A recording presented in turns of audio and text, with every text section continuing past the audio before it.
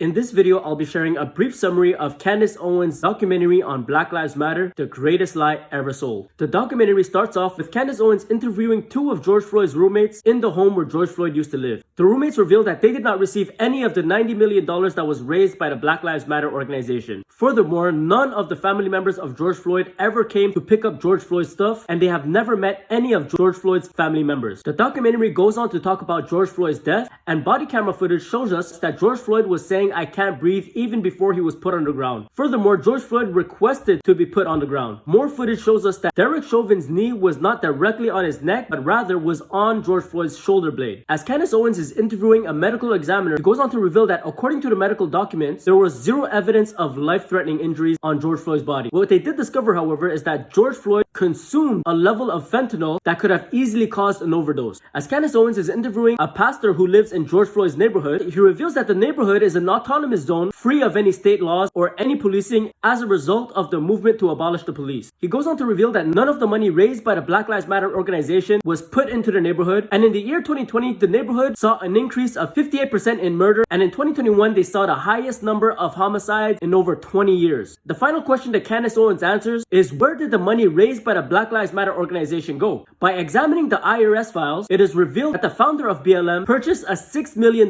mansion, as well as a $6 million property run by her lesbian trans wife. Millions of additional dollars went to trans organizations, and $32 million went into stocks. The organization also supported activist movements whose sole purpose was to train up young activists and bail them out of prison. I encourage you guys to watch the full documentary, which will give you much more detail, which I have not covered in this video.